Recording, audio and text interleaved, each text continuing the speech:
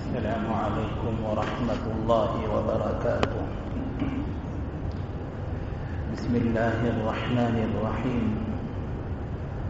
الحمد لله وكفى، والصلاة والسلام على عباده الذين اصطفى، أما بعد، فأعوذ بالله من الشيطان الرجيم. بسم الله الرحمن الرحيم. وما أمروا إلا ليعبدوا الله مخلصين له الدين حنفاء ويقيموا الصلاة ويؤتوا الزكاة وذلك دين القيمة. وقال النبي صلى الله عليه وسلم: نية المؤمن خير من عمله. وقال النبي صلى الله عليه وسلم: قال الله عز وجل: إذا تحدث عبدي بأن يعمل حسنة فأنا أكتبها له حسنة ما لم يعلم. وعن النبي صلى الله عليه وسلم أنه قال: يقول الله تعالى للحفظة يوم القيامة: اكتبوا لعبدي كذا وكذا من الأجر، فيقولون ربنا لم نحفظ ذلك عنه ولا هو في صحفنا، فيقول إنه نواه، أو كما قال عليه الصلاة والسلام. معزز بزرگوں اور دوستو، حضرت زید بن اسلم رحمہ اللہ ایک تابعی ہیں.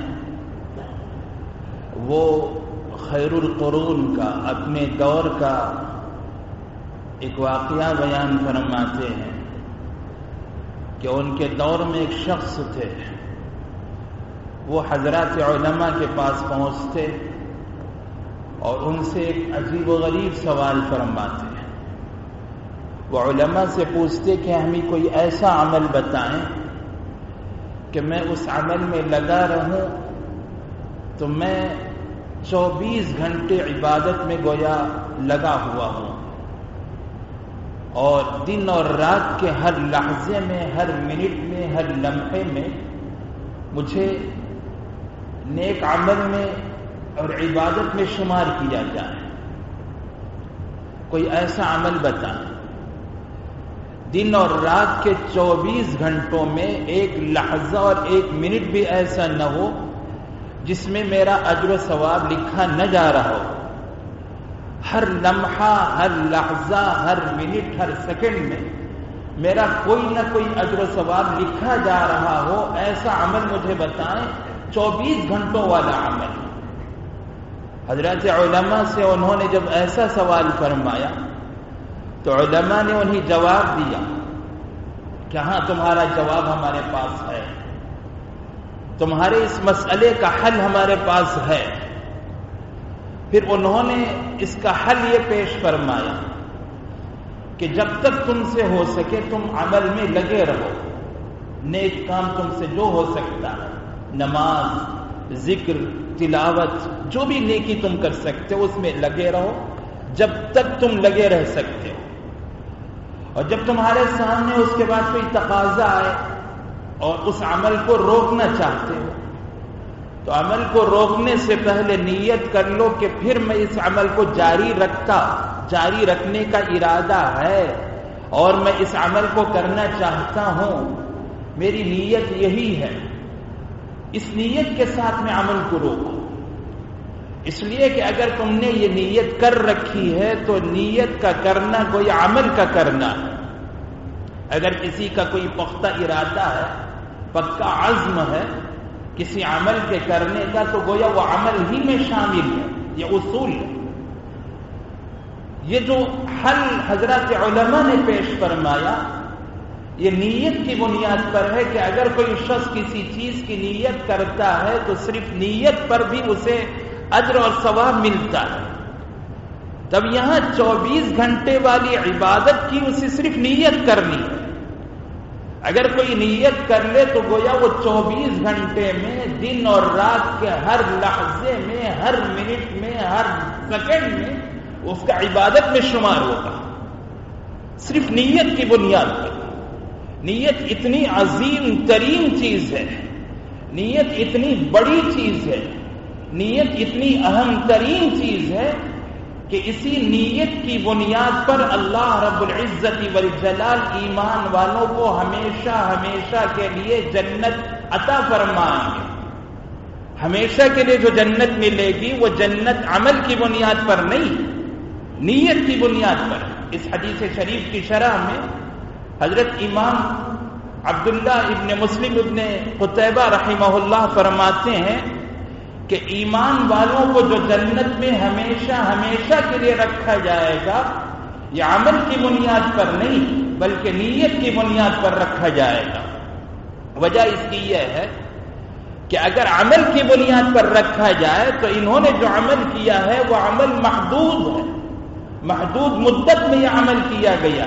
کسی کو 80 سال کی زندگی ملی، کسی کو 90 سال کی زندگی ملی، تو انہوں نے اپنے اس 80-90 سال کی زندگی میں جو عمل کیا اگر اس عمل کا اجر و ثواب ان کو دیا جائے تو جتنی مدت انہوں نے عمل کیا ہے اتنی ہی مدت ان کو جنت میں رہنا ہوگا، یا چلو اس سے دگنا عمل دے دیا جائے، دگنا بدلہ دے دیا جائے۔ 80 سال کسی نے نیک عمل کیا تو 160 سال کے لیے جنت میں رکھا جائے، اتنی مدت ہوگی۔ لیکن کسی کو ہمیشہ ہمیشہ کے لیے جنت میں رکھا جا رہا ہے تو یہ اس کی نیت کی بنیاد پر کہ اگر اللہ اسے دنیا میں ہمیشہ باقی رکھتے تو وہ ہمیشہ ایمان پر، عمل صالح پر، اطاعت پر جمع رہتا، تو اس کی جو نیت ہے اس نیت کی بنیاد پر اللہ اسے ہمیشہ ہمیشہ کے لیے جنت عطا فرمائیں گے۔ اور یہی معاملہ کافر کا ہے۔ کافر جو کفر اور شرک کرتا ہے تو اس نے محدود زندگی میں، محدود وقت میں، محدود عمر میں یہ کفر کیا ہے، تو اس کا یہ گناہ تو محدود ہے، اس کا کفر محدود مدت کے لیے ہے۔ لیکن جب اسی کافر کو ہمیشہ ہمیشہ کے لیے جہنم میں رکھا جا رہا ہے تو اس کی وجہ یہ ہے کہ اس کافر کی یہ نیت ہے کہ اگر اسے زندگی بھر ہمیشہ ہمیشہ کے لیے زندہ رکھا جائے اور اسے ایک لمبی مدت تک باقی رکھا جائے تو وہ کبھی اپنے کفر کو نہیں چھوڑے گا، اپنے کفر سے توبہ نہیں کرے گا، وہ اپنے کفر پر جمع رہے گا۔ اس کی نیت کفر کی ہے اور اس کی اسی نیت کی بنیاد پر اسے ہمیشہ کے لیے جہنم میں ڈالا جائے گا اور اس کے نیت کی اسے سزا مل کر رہے گی۔ نیت ایسی اہم ترین چیز ہے۔ حدیث شریف میں ہے رسول اللہ صلی اللہ علیہ وسلم نے ارشاد فرمایا کہ اللہ رب العزت والجلال ارشاد فرماتے ہیں اذا تحدث عبدی حسنة بأن يعمل حسنة فأنا أكتبها له حسنة ما لم يعمل۔ فرمایا کہ اگر کوئی شخص، کوئی میرا بندہ، اللہ فرماتے ہیں، رسول اللہ صلی اللہ علیہ وسلم نے ارشاد فرمایا کہ اللہ تبارک و تعالی ارشاد فرماتے ہیں جب میرا کوئی بندہ کسی نیکی کا ارادہ کرتا ہے تو جب تک وہ نیکی نہ بھی کرے اس کے عمل کرنے سے پہلے ہی میں اسے نیکی کا ثواب لکھ دیتا ہوں۔ صرف ارادے پر، نیت پر، کوئی نیکی کی نیت کرتا ہے تو اس نیت پر بھی میں اسے اجر اور ثواب دیتا ہوں، نیکی کی صرف نیت پر۔ اور حدیث پاک میں ہے کل قیامت کے دن اللہ رب العزت والجلال نامہ اعمال کے لکھنے والے فرشتوں سے فرمائیں گے اکتبوا لعبدی کذا وکذا من الاجر، میرے اس بندے کو ایسا ایسا اجر، اتنا اتنا بڑا اجر لکھو۔ قیامت کے دن جب حساب کتاب کے لیے اللہ کے یہ بندے اللہ کے دربار میں حاضر ہوں گے اور ان کے اعمال نامے ان کے سامنے کھولے جائیں گے اور فرشتے ان کا ایک ایک اعمال نامہ کھول کھول کر ان کے سامنے پیش کر رہے ہوں گے۔ اس وقت اللہ فرمائیں گے ان کے صحیفوں میں، ان کے اعمال ناموں میں یہ ثواب بھی لکھ دو، یہ ثواب بھی لکھ دو، اور یہ بھی لکھ دو، یہ بھی لکھ دو۔ تو فرشتے فرمائیں گے لم نحفظ ذلك عنه، اللہ یہ تو ہمیں یاد بھی نہیں رہا، آپ ان کے اعمال نامے میں ایسے ثواب لکھوا رہے ہیں، اتنا اجر و ثواب آخر ان کو کہاں سے مل رہا؟ ہمیں تو یاد بھی نہیں. وَلَهُوَ فِي صُحُفِنَا، ہم نے جو اعمال نامہ تیار کیا ہے اس اعمال نامے میں بھی یہ اجر و ثواب نہیں ہے. تو اتنا اجر و ثواب کہاں سے لکھا جا رہا؟ اللہ فرمائیں گے انہو نواہ، اس نے اس کی نیت کر رکھی تھی کہ میں ایسا کروں گا، میں ایسا کروں گا، میں اتنی مسجدیں بنواؤں گا، اتنے مدرسے کا تعاون کروں گا، اتنا صدقہ دوں گا اور اتنی نیکیاں کماؤں گا، اتنے نمازیں پڑھوں گا، اتنے روزے رکھوں گا. اس نے صرف نیکیوں کی نیت کی تھی اور اس کی اس نیت پر اللہ اسے پہاڑوں جیسا اجر لکھوائیں گے جس کا خود اعمال نامہ تیار کرنے والے فرشتوں کو پتہ نہیں ہے، فرشتوں کو علم نہیں ہے. اس لیے کہ نیت ایک مخفی چیز ہے، نیت ایک مخفی عمل ہے جس کا تعلق دل سے ہے، اور جب اس کا تعلق دل سے ہے اور ایک مخفی عمل ہے تو اسے اللہ ہی جانتے ہیں، اللہ کو اس کا علم ہے. اور کل قیامت کے دن ان کے ایک ایک نیت پر ان کو اتنا زیادہ اجر و ثواب ملے گا. اور نیت اگر درست ہے تو اس کا ثواب بھی اتنا ہی زیادہ، اور اگر نیت خراب ہے تو اس کا نتیجہ بھی اتنا ہی خراب سامنے آتا ہے. نیت کی خرابی کا ایک واقعہ احادیث شریفہ میں مذکور ہے. حضرات صحابہ رضوان اللہ تعالی علیہم اجمعین فرماتے ہیں کہ ہمارے درمیان ایک شخص رہتا تھا، وہ اجنبی تھا، اسے جانتے نہیں تھے کہ وہ کہاں سے آیا اور اس کا وطن کون سا ہے، قبیلہ کون سا ہے، اس کی قوم کون سی ہے، اور وہ کس علاقے کا رہنے والا ہے، کس دیہات کا، کس قریے سے اس کا تعلق ہے، کچھ پتہ نہیں. ایک اجنبی آدمی تھا، ہمارے درمیان اٹھتا بیٹھتا تھا، ملتا جلتا تھا، لوگ اسے قزمان کہتے تھے. احد کا دن آیا اور غزوہ احد میں مسلمان شریک ہوئے تو یہ بھی احد کے میدان میں آیا اور اس نے کفار سے مقابلہ کیا، اور مقابلہ ایسے کیا اتنی دلیری کے ساتھ میں، جواں مردی اور ہمت کے ساتھ میں کہ وہ کفار کی صفوں میں گھس جاتا تھا اور تلوار لے کر کفار کو قتل کرتا چلا جاتا. اس نے اپنی تلوار سے 7 یا 8 کافروں کو قتل کیا ہے. ایسی دلیری کا اس نے مظاہرہ کیا، ایسی جواں مردی کا. لیکن اس سے پہلے جب بھی اس کا ذکر رسول اللہ صلی اللہ علیہ وسلم کی مجلس میں ہوتا تو آپ فرماتے ہوا من اہل النار، وہ تو جہنمی ہے. قزمان کے بارے میں سرکار دو عالم صلی اللہ علیہ وسلم کے سامنے جب بھی اس کا تذکرہ آتا تو آپ فرماتے کہ وہ تو جہنمی ہے. اور حضرات صحابہ رضی اللہ عنہم اجمعین کو بڑا تعجب ہوتا کہ یہ جہنمی ہے، لیکن اس کے رہن سہن سے، اس کے اعمال سے تو ایسا لگتا نہیں ہے. اور جب احد کے موقع پر انہوں نے دیکھا کہ یہ جہنمی شخص ایسا داد شجاعت دے رہا ہے اور اس ہمت اور جواں مردی کے ساتھ میں لڑ رہا ہے اور ایسی دلیری کے ساتھ میں کفار کو قتل کرتا چلا جا رہا ہے، 7 یا 8 کفار کے تو گردنیں اس نے اڑا دی.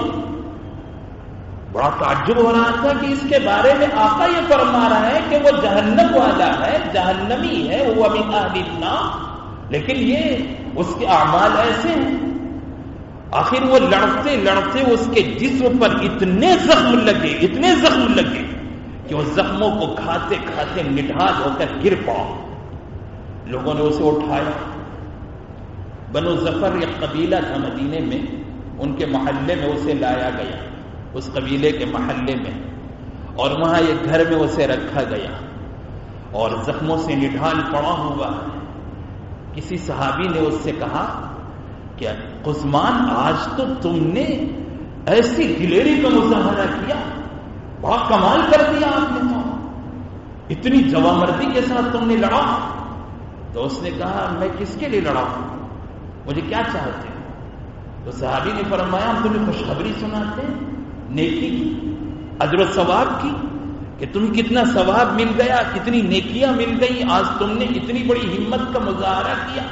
تو اس نے کہا کون سی نیکی کی خوشخبری مجھے سناتے ہو؟ میں نے نیکی کے لیے نہیں لڑا ہے، میں جو لڑا ہوں اس لیے لڑا ہوں تاکہ میری قوم کی ناموری ہو، میری قوم کی شہرت ہو، لوگ کہیں کہ کیسے جواں مرد قوم سے اس کا تعلق ہے، لوگ میری قوم کی تعریف کریں۔ میرے لڑنے کا یہ مقصد ہے، میں اللہ کے لیے نہیں لڑا، میرے لڑنے کا یہ مقصد نہیں ہے کہ میں جنت کے لیے لڑ رہا ہوں، میں اپنی قوم کی ناموری کے لیے، اپنی قوم کی شہرت کے لیے، اپنی بہادری دکھانے کے لیے، اپنی دلیری دکھانے کے لیے میں لڑا ہوں۔ اس نے یہ جملے کہے، تب پتا چلا کہ اس کی نیت کی خرابی کی وجہ سے اس کی ساری شجاعت، ساری بہادری پانی میں مل گئی، سب پر پانی پھر گیا، اسے کوئی اجر و ثواب نہیں ملا، اور زخم اتنے سخت تھے کہ زخموں کو تاب نہیں لا سکا،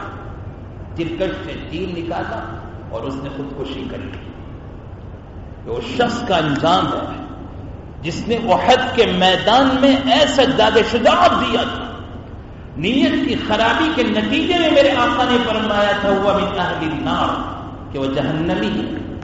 اسی کے برخلاف حضرت ابو ہریرہ رضی اللہ عنہ اپنے ساتھیوں سے سوال فرماتے، بتاؤ کسی ایسے شخص کا نام جس نے اپنی زندگی میں ایک بھی نماز نہیں پڑھی، جس نے ایک بھی روزہ نہیں رکھا، جس نے اللہ کے سامنے ایک بھی سجدہ نہیں کیا، لیکن وہ جنتی ہے۔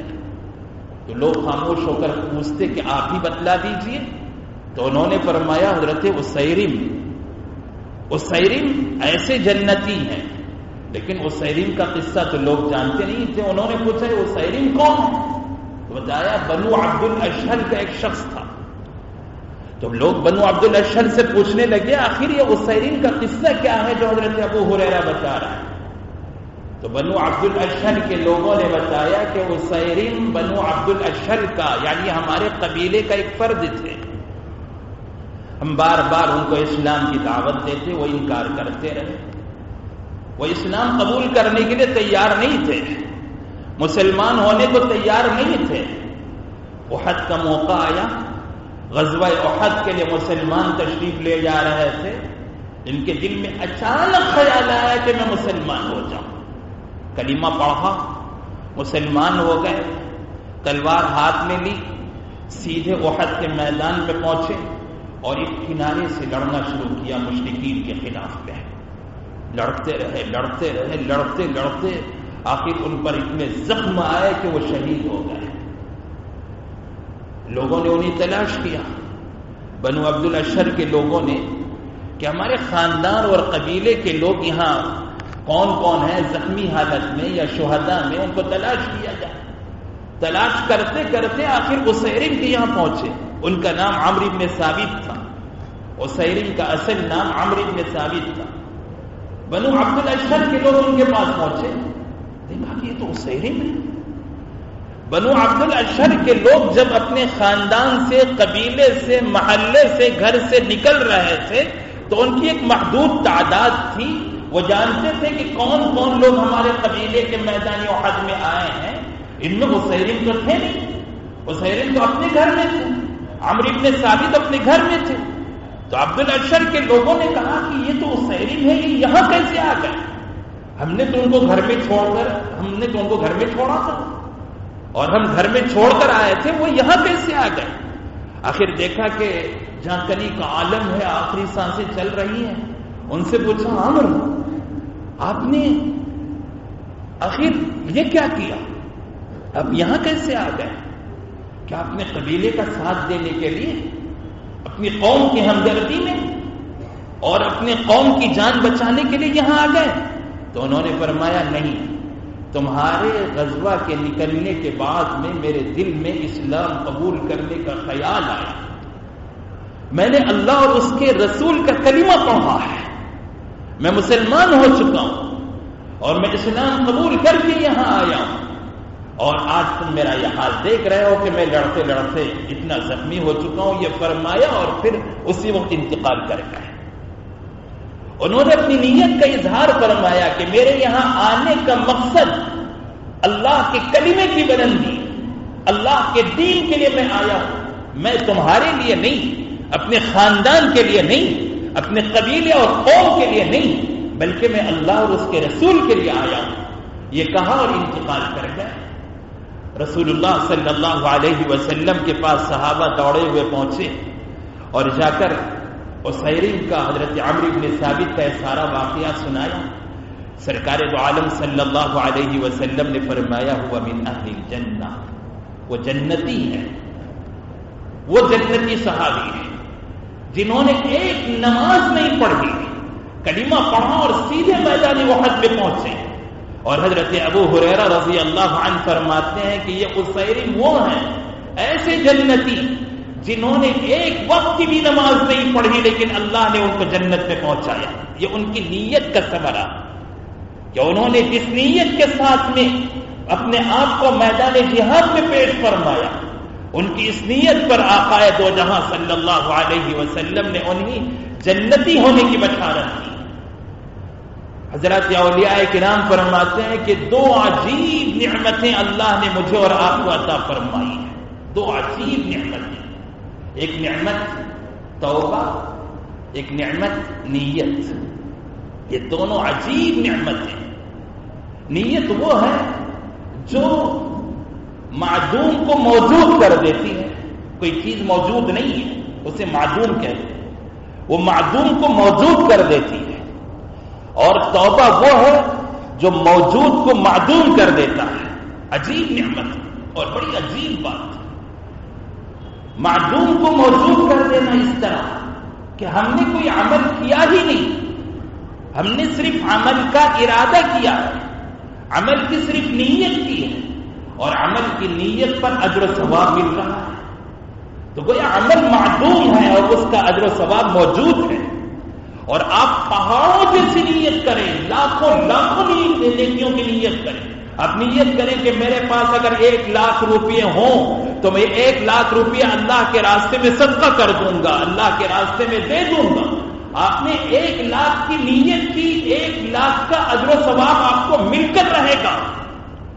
معدوم کو موجود کرنے والی چیز نیت ہے، نیت پر آپ کو اتنا اجر و ثواب مل رہا ہے۔ اور توبہ موجود کو معدوم کرنے والی ہے۔ وہ کیسے؟ ایک شخص 70 سال تک کفر کرتا، شرک کرتا، 70 سال کے شرک کے بعد میں، کفر کے بعد میں وہ اخلاص کے ساتھ توبہ کرتا تو اس کے پاس 70 سال کے کفر کے گناہوں کا ذخیرہ موجود ہے، اور ایک لمحے کے اخلاص کی توبہ اس کے اس 70 سال کے کفر کو مٹا دیتی، اور توبہ کی برکت سے اس کا گناہ ختم ہو جاتا ہے، جو موجود کو معدوم کر دیتا ہے۔ توبہ کتنی بڑی نعمت ہے، نیت کتنی بڑی نعمت ہے۔ دو عجیب نعمتیں اللہ نے ہمیں عطا فرمائی ہیں، ہمیں ان نعمتوں کی قدر کرنے کی ضرورت ہے۔ اس لیے جب بھی کوئی عمل کریں، عمل کرنے سے پہلے نیت کو درست کر لیں، عمل کرنے سے پہلے نیت درست رکھیں، اور ایک کام میں کئی نیتیں کریں، کئی نیتیں۔ مثال کے طور پر کسی غریب مفلس رشتہ دار کی مدد کرنی ہو تو صرف ان کی مدد کی نیت نہ کریں، یہ بھی نیت کریں کہ اس مدد کی وجہ سے صلہ رحمی بھی ہوگی، آپ کو 2 ثواب ملیں گے، ایک صلہ رحمی کا ثواب اور ایک ان کی مدد کرنے کا ثواب۔ ایسی خوشبو لگائیں تو نیت کرنے کہ میں خوشبو لگا رہا ہوں سنت سمجھ کر، میرے اس خوشبو لگانے کی وجہ سے جب میرے دماغ کو فرحت حاصل ہوگی، سکون ملے گا تو میں سکون کے ساتھ عبادت کروں گا۔ تو آپ کا خوشبو لگانے پر دوسرا اچھا، آپ یہ سوچیں کہ میرے خوشبو لگانے کی وجہ سے میرے پڑوس میں جو میرے بھائی کھڑے ہوئے ہوں گے ان کو خوشبو پہنچے گی، ان کو خوشی ملے گی، ان کو راحت ملے گی، تو آپ کو تیسرا ثواب مل گیا۔ آپ نیت پر نیت، نیت پر نیت، ایک ایک عمل میں 10 یوں نیتیں کی جا سکتی، اور جتنی نیتیں کریں گے اتنا ثواب ملتا رہے گا۔ اس لیے عمل کرنے سے پہلے نیت کرنے اور نیت کو درست کرنے کا مزاج بنائیں۔ اللہ ہمیں عمل کی توفیق عطا فرمائے۔ اسی لیے سرکار دو عالم صلی اللہ علیہ وسلم نے فرمایا نیت المؤمن خیر من عملی، کہ ایمان والے کی نیت اس کے عمل سے بہتر ہے۔ اللہ ہمیں عمل کی توفیق عطا فرمائے۔ وآخر دعوانا ان الحمد للہ رب العالمین۔